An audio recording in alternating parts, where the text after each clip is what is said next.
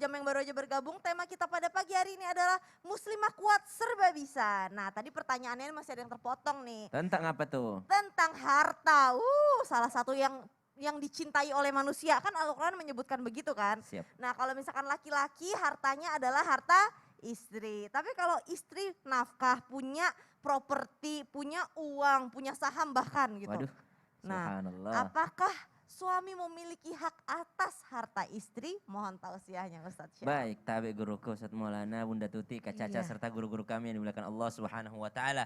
Yang pertama, di dalam harta suami ada hak istri, yakni nafkah. Dan di dalam harta istri tidak ada hak suami, kecuali yang tersebut di dalam Al-Qur'an. Ba'da naqul a'udzubillahi minasyaitonir rajim. ولكم نصف ما ترك أزواجكم إن لم يكن لهن ولد.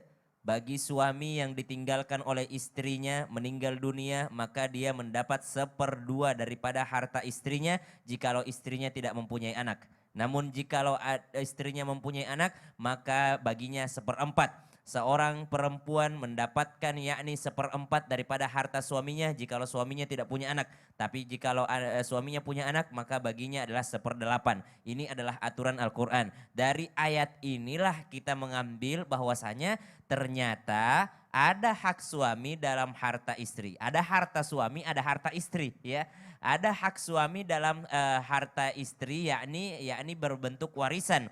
Ya, itu pun setelah mimba diwasiyah, setelah wasiatnya ditunaikan, setelah segala hajatnya ditunaikan, maka barulah sang suami mendapatkan hak daripada sang istri. Begitu pula sang istri mendapatkan hak. Kalau hak istri tidak nunggu suaminya meninggal dunia, hak istri selama hidup pun memang tanggung jawab nafkah itu adalah daripada sang suaminya. Tapi jikalau ditanyakan apakah harta suami, harta istri, betul ada bagiannya. Tapi ini beda-beda ulama ya, beda-beda orang. Ada orang yang langsung ngasih semua ke istrinya.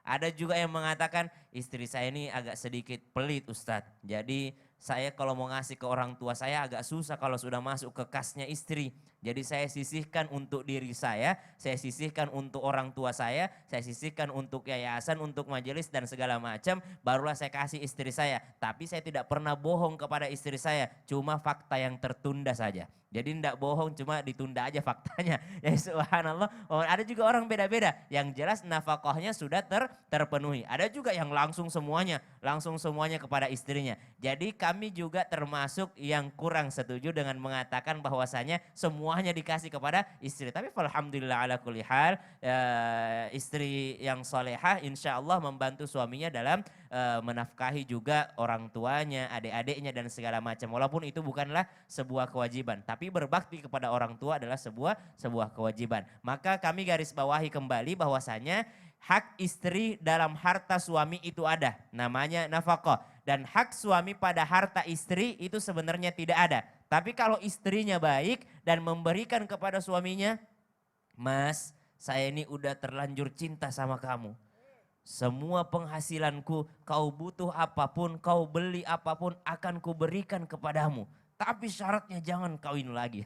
Boleh. Tapi syaratnya jangan kawin lagi. Boleh diberikan kepada suami. Dan hitungannya apa kata Nabi? Hitungannya adalah sedekah. Hitungannya adalah membantu suami. Hitungannya adalah menyambung silaturahim. Itu pahalanya semuanya dapat. Jangan juga terlalu pelit. Karena merasa bahwa ini saya yang bekerja. Kamu tidak punya hak di dalamnya. Kasihan suaminya. Kalau suaminya misalnya tidak bisa bekerja. Kalau suaminya misalnya udzur seperti Viti-Viti yang sebelumnya, ada suami yang sakit, ada suami yang Mister Bangkrut gitu ya, tidak mampu mendapatkan pekerjaan, maka subhanallah mestinya rumah tangga itu di dalam Al-Quran disebutkan wa min ayatihi an khalaqalakum min anfusikum azwaja litaskunu ilaiha. Namun kembali kita mengingatkan kepada seluruh jamaah yang dimuliakan Allah Subhanahu wa taala bahwa rezeki itu tidak selamanya uang.